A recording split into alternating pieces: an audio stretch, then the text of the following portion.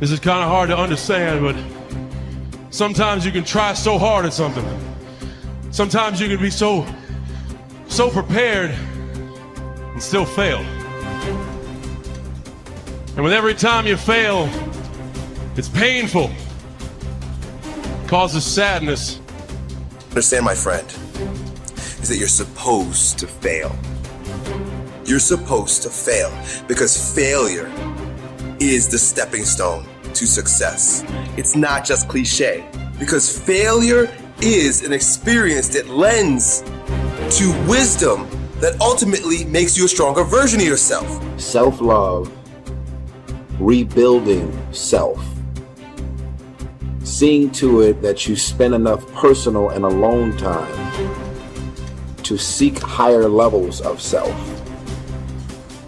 What is the next level of you? Remember, whenever one door closes, there is another door waiting for you. Don't second guess yourself, and don't be so afraid of failing that you create excuses instead of producing results. Every day, you have another opportunity to be and do what you were meant to do on this earth. This decision you're making right now will determine your outcome of your tomorrow.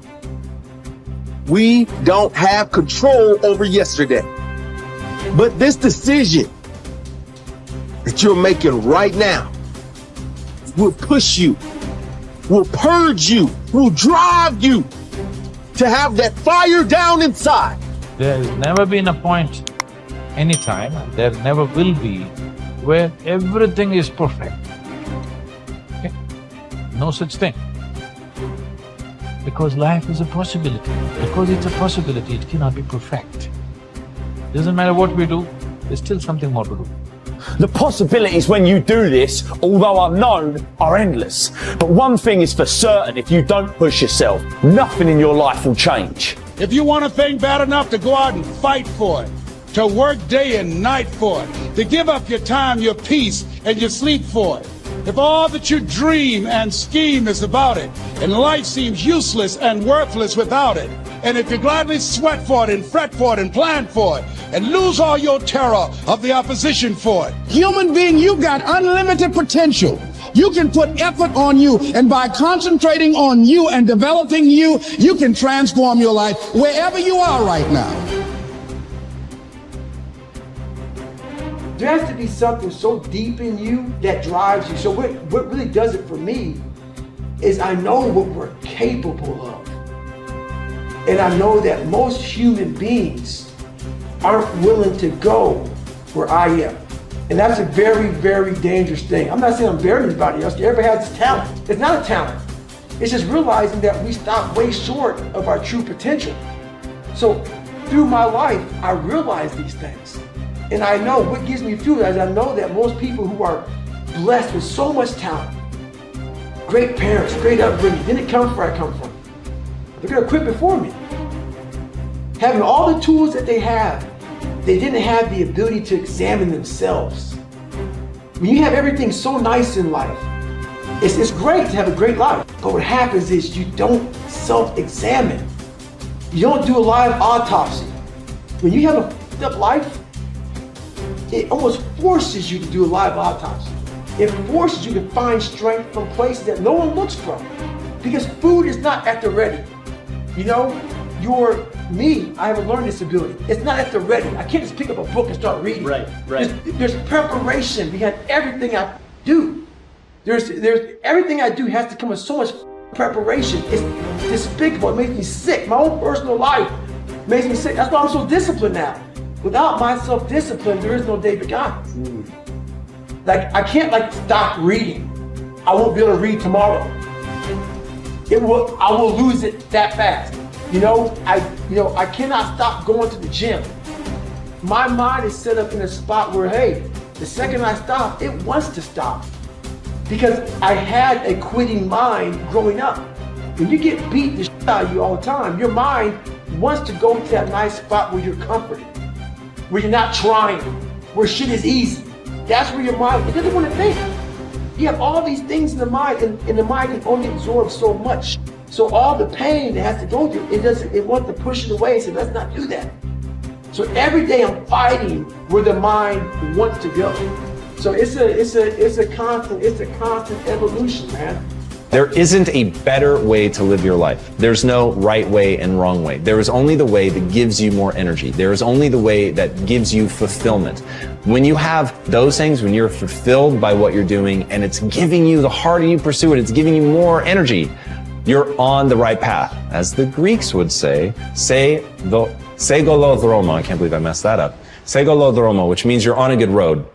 And that's what I want people to understand. Like, yes, I preach a very specific path, but I don't think that it is a universal path. And so the only universal path is to do the things that give you fulfillment and energy. So if spending time with your friends gives you that, then you should be spending more time with your friends. If dating gives you that, then you should be dating. So you don't need to want to be the best in the world at something. You don't need to want to make a lot of money. You don't need to want to be an entrepreneur. They're literally just stand-ins. They're proxies for fulfillment and energy creation. That's it. Many people have had difficult experiences growing up. They have fallen onto hard times and become associated with the wrong people. They have behaved in ways that were illegal or socially unacceptable. Sometimes they have even been convicted and sent to prison for their crimes. But at a certain point in life, they decided to change. They thought seriously about the kind of person that they wanted to be known as and thought of in the future. They decided to change their lives by changing the values that they live by. By making these decisions and sticking to them, they changed their lives. And what others have done, you can do as well. Remember, it doesn't matter where you're coming from. All that really matters is where you're going. If you were an outstanding person in every respect, how would you behave toward others? What sort of impression would you leave on others after you had met them and spoken with them? Imagine you could be a completely excellent person. How would you be different from today? The moment that you begin walking, talking, and behaving in ways that are consistent with your highest ideals, your self-image improves, your self-esteem improves, your self-esteem increases, and you feel happier about yourself and your world. For example, whenever you are complimented or praised by another person, or given a prize or an award for accomplishment, your self-esteem goes up, sometimes dramatically. You feel happy about yourself. You feel that your whole life is in harmony and that you are living congruent with your highest ideals. You feel successful and valuable. Your aim should be to deliberately and systematically create the circumstances that raise yourself. A team in everything you do. You should live your life as if you were already the outstanding person that you intend to be sometime in the future. Decide today to be a man or woman of honor. Resolve to tell the truth and to live in truth with yourself and others. Crystallize your values in each area of your life. Write them down. Think of how you would behave if you were living consistent with those values and then refused to compromise them for any reason. Once you accept complete responsibility for your life and for everything that happens to you, and then create an ideal picture of your perfect future and clarify your values, you are now ready to begin setting clear, specific goals in every area of your life. You are now on the launching ramp and ready to take off toward the stars. You have to work on yourself. You have to have an unstoppable attitude, and no excuse is acceptable. And you've got to make it a priority, a non-negotiable in your life, and hold a constant vision of what it is you want to achieve. See it accomplished and go all out. Find a way to win in spite of the setbacks, in spite of the disappointments, in spite of your failures. I tell people when I'm giving presentations, you will fail your way to success. I have a saying, is life knocks you down, try and land on your back, because if you can look up, you can get up. And so those experiences of going after goals that's beyond your comfort zone and having relationships that will challenge you. And so those experiences, they challenge you to go to that next level and continue to move forward in your life, doing new and exciting things that eye has not seen, ear has not heard, nor is it in the heart of mankind what God has in store for you when you live a heart-centered life, deciding that you're going to live a life that will outlive you. You're going to live a life that counts, a life that will build a legacy and change the planet. You know, Horace Mann said, we should be ashamed to die until we've made some major contribution